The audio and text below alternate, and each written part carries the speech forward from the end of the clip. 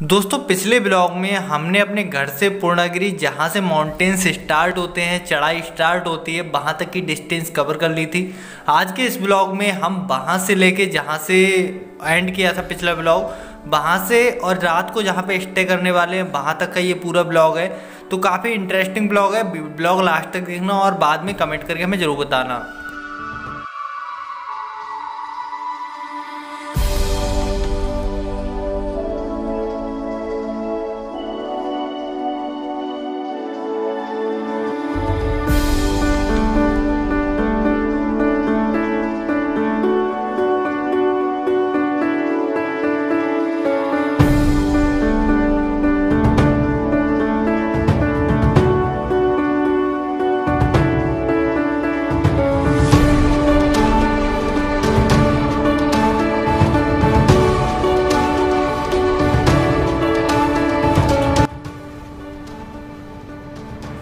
दोस्तों पिछले ब्लॉग तो आप सबने एंजॉय किया ही होगा।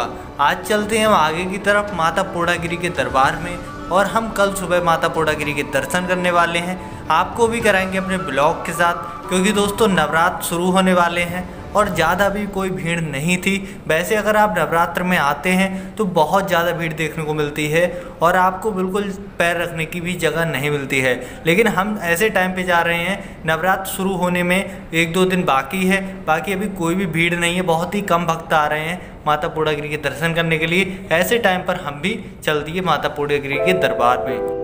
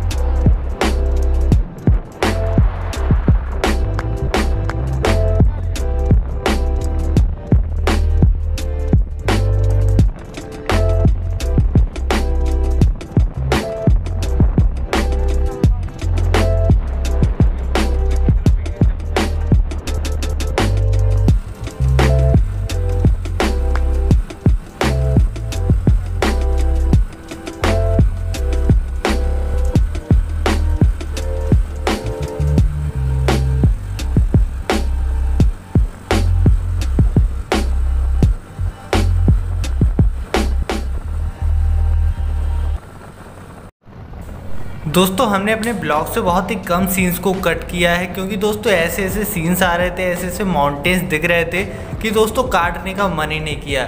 इसलिए मेरे कुछ ज़्यादा ब्लॉग्स के पार्ट आ सकते हैं, 3 से 4 ब्लॉग्स के पार्ट आ सकते हैं। बाकी दोस्तों सभी ब्लॉग्स को देखना, एंजॉय करना और हो सके तो एक बार माता पूर्णागिरि के दर्शन करने के लिए ज़रूर आना।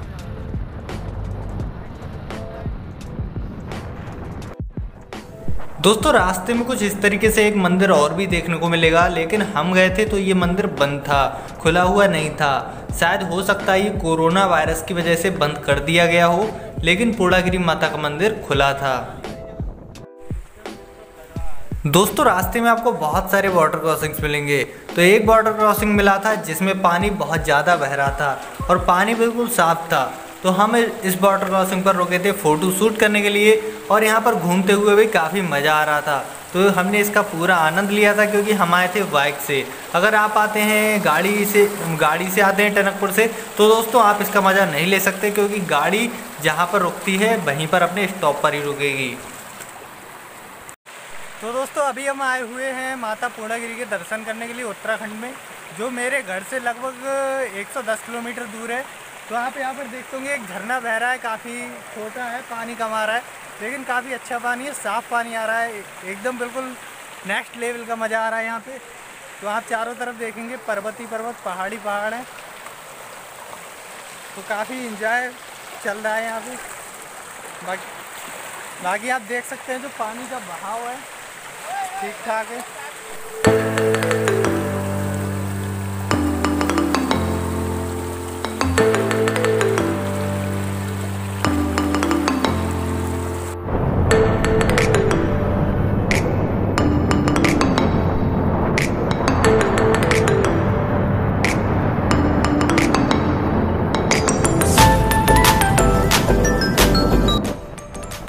दोस्तों जब भी आप यहाँ आएँ तो दोस्तों सतर्कता से चलें, बिल्कुल सावधान होकर चलें, क्योंकि यहाँ पर मिट्टी खिसकती रहती है। आप यहाँ पर देखते होंगे सामने की तरफ मिट्टी खिसकी हुई है और ये जेसीबी ने अभी हाल में ही हटाई है, क्योंकि दोस्तों यहाँ पर मिट्टी खिसकना बहुत आम बात है। पर्वतों पर ऐसा होता रहता है, पहाड़ों पर, इसलिए दोस्तों सावधानी से चलना। दोस्तों आप यहाँ से नीचे की तरफ देखेंगे तो शारदा नदी बहती हुई आपको साफ दिखती होगी। अगर नहीं दिखती है तो दोस्तों हम कल जब माता पूर्णागिरि के दरबार में जाएंगे तो दोस्तों हम आपको वहाँ से दिखाएंगे तो शारदा नदी नेपाल से कैसे करके आती है और इंडिया में कैसे घुसती है। और दोस्तों यहाँ पर इस तरीके के बहुत सारे ब्रिज हैं जो कि देखने में बहुत ही मनोरम और बहुत ही आकर्षक लगते हैं। यहाँ पर आप फोटो शूट कर सकते हैं।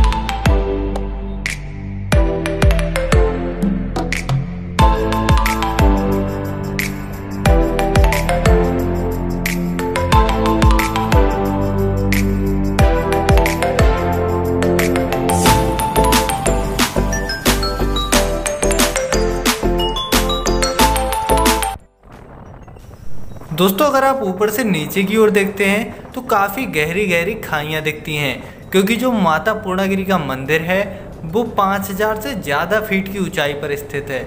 और हम जो बाइक लेके जा रहे हैं वो भी दोस्तों ऊपर की तरफ चढ़ानी पड़ती है, इसलिए एक साथ बाइक चढ़ नहीं पाती है और बाइक पे काफ़ी ज़्यादा जोर पड़ता है।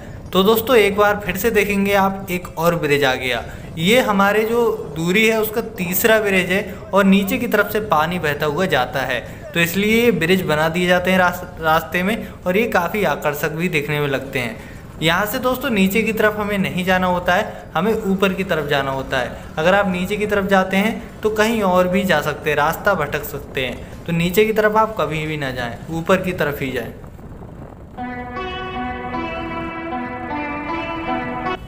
दोस्तों हम लोग जो बाइक लेके गए थे वो थी हीरो होंडा 100 सीसी बाइक, बाकी एक थी होंडा साइन, दो थी हीरो होंडा जो कि हीरो स्प्लेंडर प्लस करके अब आती है। वो दोस्तों काफ़ी ज़्यादा लोड मान रही थी क्योंकि काफ़ी ज़्यादा चढ़ाई थी, वो बिल्कुल एक साथ ही थी, बिल्कुल एक साथ चढ़ाई थी और कई जगह पे ऐसा था कि रास्ता भी नीचे की तरफ खिसका हुआ था। इसलिए दोस्तों बिल्कुल सतर्कता से आना, बिल्कुल ठीक से बाइक चलाना। जहाँ पर अगर आपको लगे कि रास्ता धंसा हुआ है नीचे की तरफ, वहाँ से बाइक ना ले जाके आप सही रास्ते से बाइक अपनी लेके जाएँ, या फिर जो भी आप जिस सवारी से जाते हैं, जिस गाड़ी जाते हैं, उससे आप ठीक तरीके से यहाँ पे जाएं।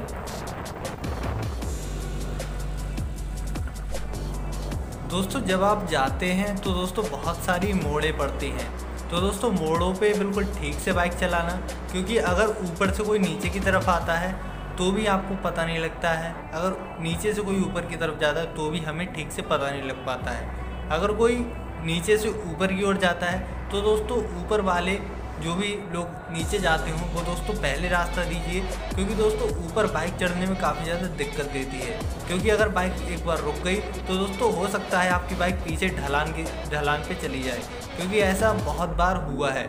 इसलिए दोस्तों जो भी पहाड़ जहाँ पे भी होते हैं वहाँ पर चेतावनी लिखी होती है कि ऊपर जाने वाले को पहले रास्ता देना चाहिए। आप यहाँ से नीचे की तरफ खाई देख सकते हैं, कितनी गहरी खाई है। अगर यहाँ से कोई भी वाहन नीचे की तरफ गिर गया तो दोस्तों बिल्कुल चकनाचूर हो जाएगा।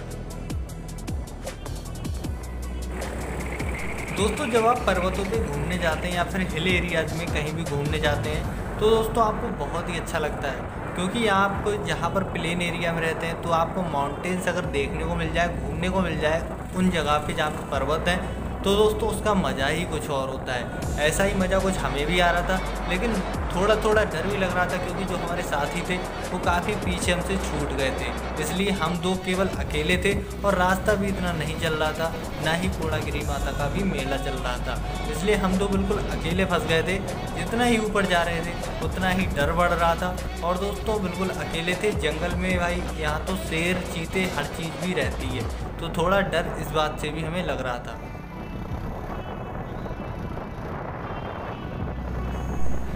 अगर आप इस टाइम पर घूमने के लिए जाते हो अक्टूबर या नवंबर में, तो दोस्तों एक जोड़ी गर्म कपड़े रख के ज़रूर ले जाना, क्योंकि यहाँ पर सर्दी लगती है सुबह को और शाम को। दोस्तों आपको यहाँ पर ठंड लगेगी, इसलिए दोस्तों एक जोड़ी गर्म कपड़े रख के ज़रूर ले जाना। दोस्तों जो आपके सामने मिट्टी का पहाड़ दिख रहा है ये कभी भी नीचे गिर सकता है।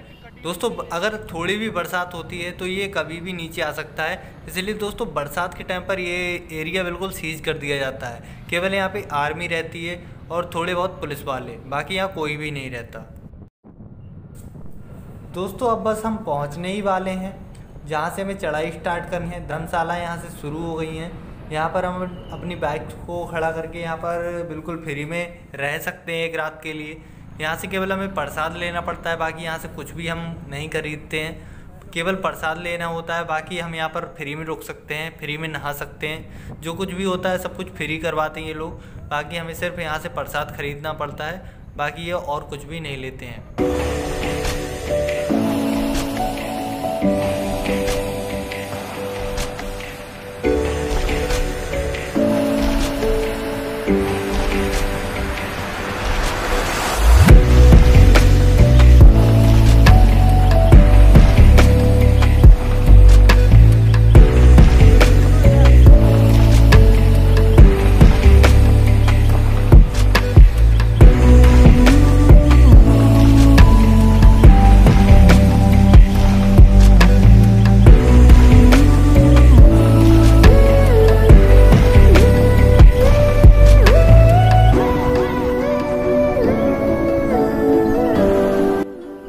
दोस्तों हम पहुंच गए हैं पार्किंग एरिया में और हमने अपनी बाइक्स को खड़ा कर दिया है यहाँ पर। और जो टंकी होती है उसका भी वीडियो बना लिया है, क्योंकि हमारी 3 लोगों की केवल बाइक्स खड़ी थी, बाकी यहाँ पर और कोई बाइक नहीं थी, इसलिए दोस्तों हमें इसकी वीडियो बनानी पड़ी थी। दोस्तों हमने अपनी चढ़ाई स्टार्ट कर दी है और कुछ इस तरीके से आपको वहाँ पर सीढ़ियाँ बनी हुई मिलेंगी। आप जो नीचे से स्टार्टिंग करेंगे पार्किंग एरिया से, जब आप चढ़ाई स्टार्ट करते हैं तो आपको ऐसी सीढ़ियाँ बनी हुई मिलती हैं। इन सीढ़ियों के सहारे आपको जाना पड़ता है। यहाँ पर 1-2 सीढ़ियाँ नहीं बल्कि कई हज़ारों सीढ़ियाँ हैं जिन्हें हमें चढ़ना पड़ता है। और जो धर्मशालाएँ होती हैं स्टे करने के लिए, वो दोस्तों हमें नीचे से ही मिल जाती हैं। जब हम नीचे जहाँ पर बाइक पार्क करते हैं वहीं से धर्मशालाएँ शुरू हो जाती हैं, लेकिन हो सके तो आप स्टे वहाँ पर करें। कुछ चल के जैसे मिड में आप रोक सकते हैं, जैसे कि आप 15-20 मिनट लगभग चल लें, उसके बाद आप कोई अच्छा सा धर्मशाला देख के वहाँ पर स्टे कर सकते हैं, क्योंकि जब आप सुबह को नहाते हैं उसके बाद भी आपको ऊपर की तरफ जाना पड़ता है। तो दोस्तों इस वीडियो में सिर्फ इतना ही।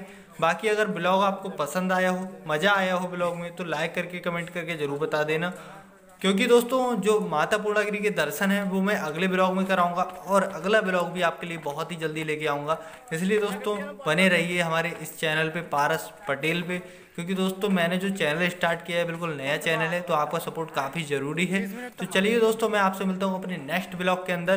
बाकी इस ब्लॉग में आपको मज़ा आया हो कमेंट करके और लाइक करके बता देना, चैनल को सब्सक्राइब करना। तब तक के लिए जय हिंद, जय माता दी।